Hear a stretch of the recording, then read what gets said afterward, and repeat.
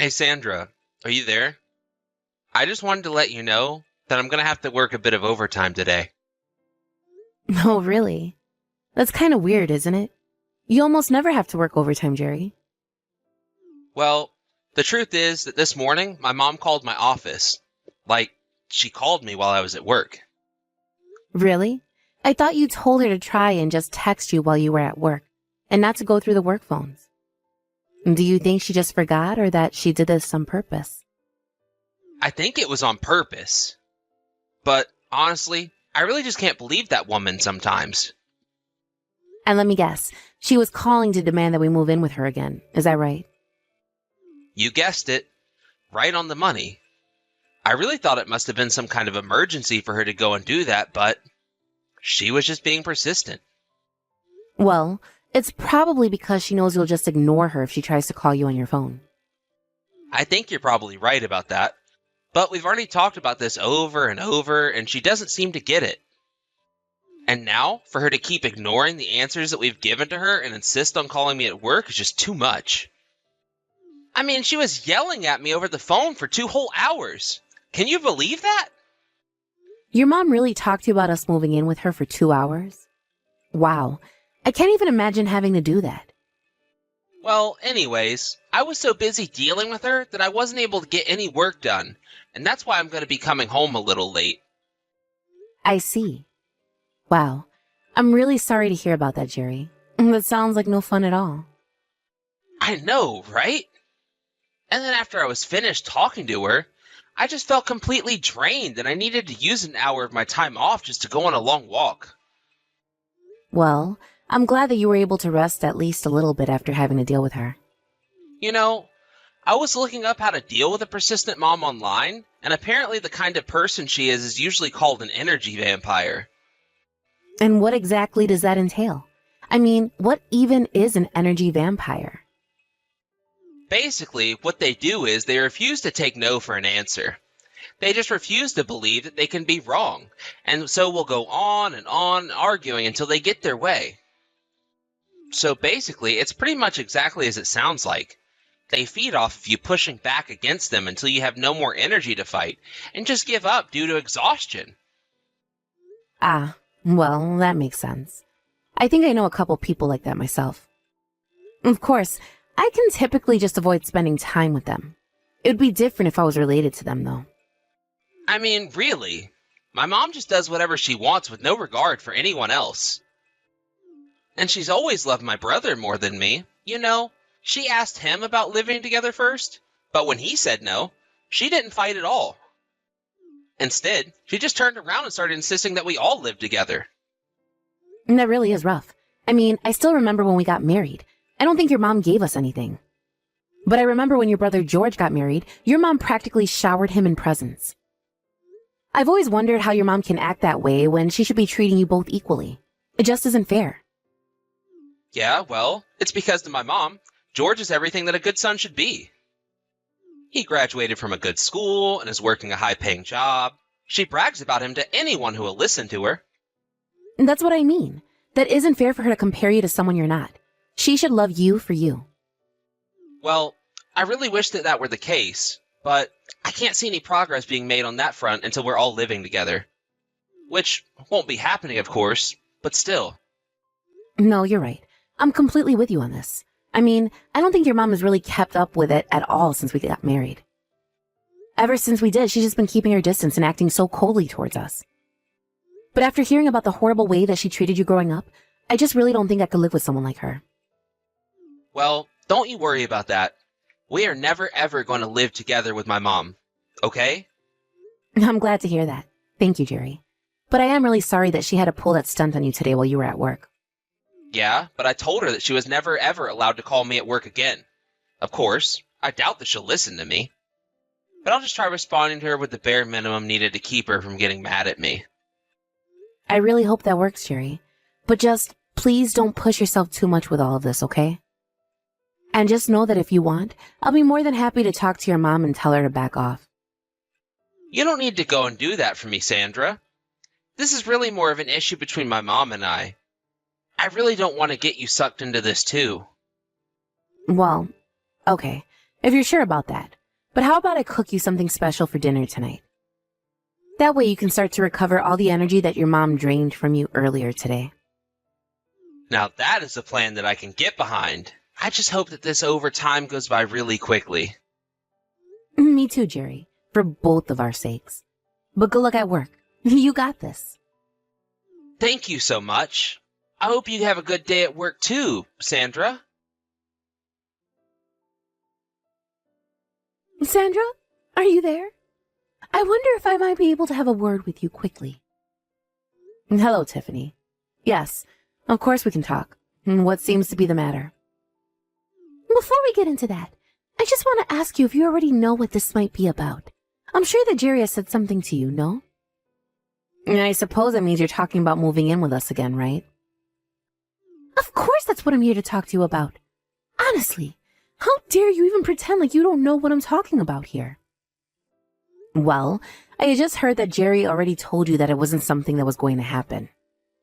So I thought you might have to come talk to me about something else instead. Oh, I know what Jerry said to me, but this conversation is still so far from being over. Great.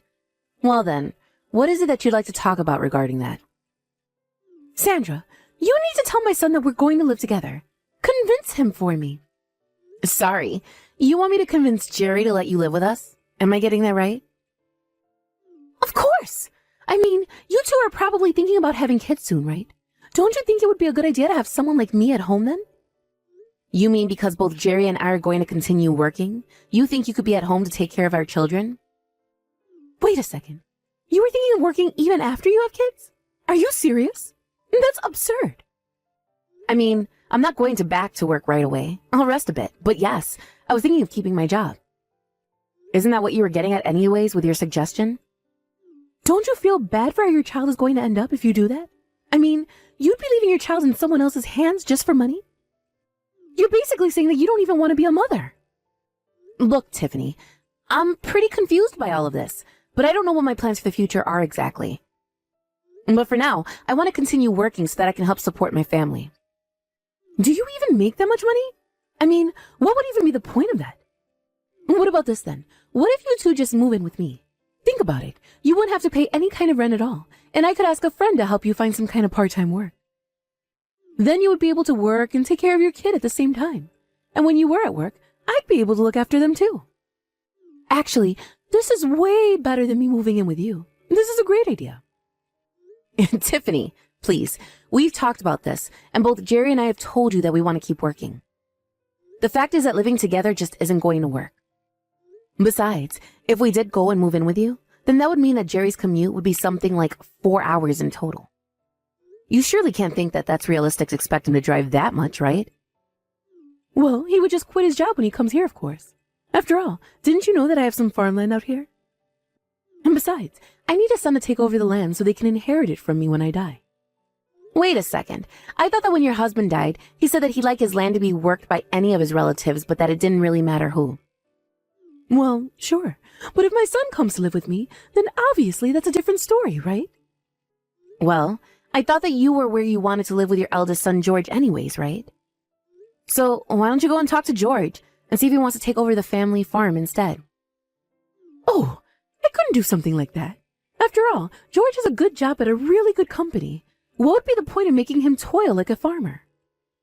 It's Jerry who has never really been able to accomplish anything in his life at all. So I don't really see the point in him quitting to work the land. I really don't think that you're being too fair to your children at all. In fact, I didn't think we'd be having this conversation like this, but it's obvious that you care about George more than Jerry. Why do you treat Jerry and I like we're worse than your other son and his wife? Well, it's because George is amazing and Jerry is just, well, he's just normal. Besides, I raised those children from when they were born, so if I want them to do something for me now, they don't have a right to say no. And as for you, your job is to listen to your mother-in-law and agree with whatever she says. Okay, Tiffany, I'm busy working right now, so I'm going to go, okay? You know something, Sandra? This is why I don't like you. You're nothing but a spoiled city girl. Here I am offering a free house and a job on the farm. But I suppose that you're just too good for that, aren't you? Girls like you really make me mad. Well, if that's the case, then it sounds to me like it's a good thing that you and I aren't going to live together. And to think that Jerry used to be such an obedient boy. It's all your fault. He's changed ever since getting together with you. Well, I think that's good. I'm glad that Jerry has learned how to stand up to you. You don't know anything. You're just a spoiled brat who's not worthy to be my daughter-in-law. I mean, you two have been married for 3 years now, and you haven't even had a baby. You should just break up with my son. Well, that is just not going to happen. Jerry and I aren't going to break up, and you need to stop trying to get us to live together. How dare you try and order me, your mother-in-law, around? You really know how to push my buttons, do you know that? I never ever want to see you again. Do you understand me? Hey, Sandra. I just wanted to let you know that I was going to go to my mom's house after I finished work for the day. Wait, what? You're going to go to your mom's house after work today? That's right. I'm going to go to my mom's house after work today to talk to her about living together. Are you just going to go there all by yourself? Are you really sure that's a good idea? I just feel so bad for you getting involved in all this stupid family drama of mine. I'm really sorry for what my mom was saying to you the last time the two of you talked to each other. Oh, that really is okay. I also told her some things that I had had on my mind for quite some time. But I suppose that I might have taken it just a little too far in some areas. I'm really sorry that I was mean to your mom. But you didn't tell her anything that wasn't correct, Sandra. And I think that you did get across to my mom that you weren't interested at all in living with her. But this time, I'll go talk to her and make sure that she gets the message once and for all. Apparently even my brother is going to be there. Oh, really? Well, I know that him and I haven't really talked all that much, but I really don't get a good feeling from him. I mean, the last time we saw George and his wife, they were laughing at us when we were talking about the situation with your mom. Yeah, well, I guess no one can say that those two don't deserve each other, but it's very true that my mom spoiled George while we were growing up. And I think that's the reason why I kind of have a bit of a superiority complex around other people. Of course, it doesn't help that he's actually managed to make something of his life too. Well, that's what I'm wondering, if it's really a good idea for you to go to your mom's house alone. I mean, it's not like your brother is going there to tell your mom he wants to live with her. He's just going to be there to take your mom's side and put you down.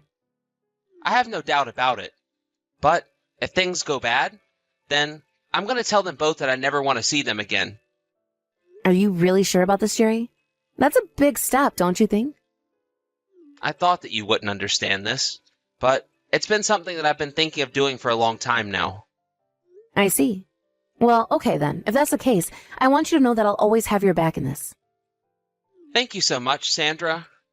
As long as we can be together, that's all I want.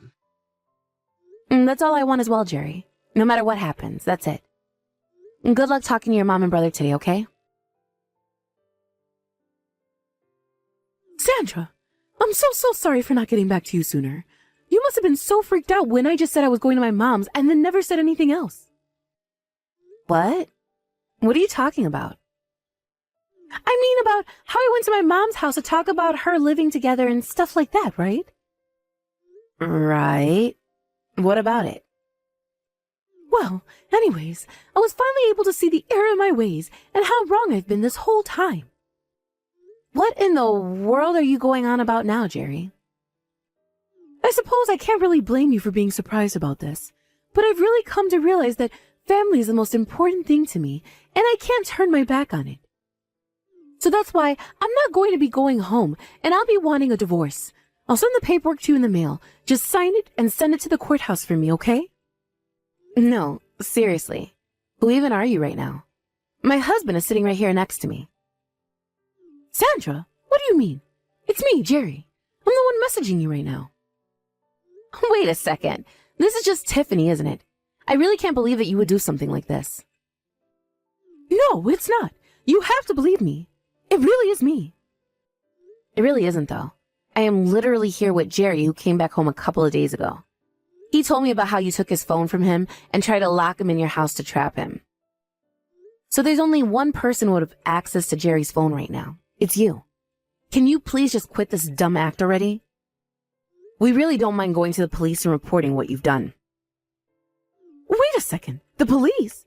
You can't be serious about that, right? That's taking things way too far. Ha! I knew it. I knew it was you, Tiffany. No, you're wrong. Well, okay, you're not wrong. But I'm only trying to represent Jerry's best interest here. Oh, really? Then why don't you try telling me what Jerry came back home to me then? You don't understand. He already agreed that we would live together. You don't get to have a say in this at all. He is my son, and what I say goes. Maybe you might be able to speak up if you'd give me a kid already, but you haven't. Is that really what you dislike me so much? Because we haven't had any kids? It's the least you could do. I mean, Jerry's brother is amazing and talented and has a great job. Compared to him, Jerry has nothing going on for himself. He's completely average. And just what is so wrong with being average? But more than that, what has George and his wife ever actually done for you? Of course he has given you plenty to brag about to others, but aside from that, what has he really done? I mean, when your late husband was in the hospital, it was Jerry and I who pulled our money together to help you pay for his bills. Not only that, but even before that, when you two had that big anniversary, we were the ones who paid for the trip. You don't get it. George is the better son, and the proof of that is in the fact that he's too busy to work to do any of that. Well, if you think he's really all that great, then it sounds like he's the one you should be living with. It's clear that you only think of Jerry and I as tools at your disposal, and we're not going to stand for that. How can you tell me something like that when I raised my child ever since he was born? Have you ever told George that to try and get something out of him? Do you really think that doing the bare minimum that a mother should give you control over your children? You only ever talk to us when you need something, and even then, you have to do it in the rudest way possible. We would never ever live with someone like you. I mean, you harassed your own son at work by keeping him on the phone for hours. If you don't leave my husband and I alone, we will call the police and I will sue you. So if that's what you want, then keep this up. You mean that you would really call the police and sue a member of your own family? I don't think that Jerry would stand for that one bit. Okay then, why don't you test that theory of yours then, huh? Because we've told you what's going to happen if you do. As of now, Jerry and I never want anything to do with you or the rest of your family again. You mean you're going to just try and cut me out of your lives? You can't do this to me. Jerry would never go along with this. Actually, it was Jerry's idea to do so. He told me that if you didn't listen to him when he went to talk to you, that's what he would do. But you took things way farther than just not listening to him, didn't you? You tried to imprison him in your own home. And you got Jerry's brother to help you do it too. Do you really think the police aren't going to do anything about this? Please, don't call the police. They don't need to know about any of this. We won't call the police or tell anyone about what you've done as long as you leave us alone. Sandra, you really have to understand something. I have raised my boys from birth. And sure, I said plenty of horrible things to Jerry, and I put him down his whole life. But it doesn't mean that I don't love him. And I suppose it's that same love that drove you to try and kidnap your own son, right? The fact is that Jerry and I have been there for you in every way that we were able to. And you only ever spit that kindness back in our faces. If you want to talk to us again, then I recommend finding a good lawyer first, because they're going to be the ones doing most of the talking. How can you do this to me? How can you try to take my own son, my own flesh and blood from me? Don't you know that I carried him inside me for 9 long months? And you made his life very difficult for several times that amount of time. You've had your chance to change, but now it's clear that you never will. As long as you stay away from us, we won't have any problems. After we threatened to sue Tiffany and George if they ever came near Jerry and I again, we never had another problem with either of them. We even made them sign notarized agreements that they would never contact us again. And we made sure to include a clause that if they ever broke their promise, that it would trigger a police complaint form to be filed with the local authorities. Inside that form would be explained how Tiffany and George kidnapped Jerry and locked him inside Tiffany's house. Unfortunately for Tiffany, George was able to escape when her neighbors heard her shouting for help from his room. We talked to some of them, and they agreed to serve as witnesses if we took Tiffany to court. It turns out that Tiffany already had a terrible reputation in the neighborhood for how mean she was. But with this little event, rumors about what she had done again began flying around her neighborhood without us having to do anything. Now I hear that hardly anyone even speaks to Tiffany anymore. Both Jerry and I were rather happy to hear about that turn of events, since we were worried that the truth about Tiffany might never come out. Of course, both of us wanted to report her to the police right away, but we figured that we could get more out of her this way than with the mere fine she might be made to pay by a court. And since Tiffany lost access to us, she began to pester her other son more and more for them to move in with her. One day, George even tried calling our phone to try and complain how it was all our fault that this was happening. But Jerry only needed to remind him of their contract for George to hang up immediately out of fear of being sued. Jerry and I had a really long laugh about that night that had happened. However, we realized that it was only a matter of time before the statute of limitations would render that contract useless. So Jerry and I agreed to pack up our bags and move to another state without telling any of his family. We talked to our companies and managed to find a location that had branches for both our offices, and were able to move there. Now we're happily living in a new home and enjoying out normal, ordinary lives with no crazy family members pestering us all the time.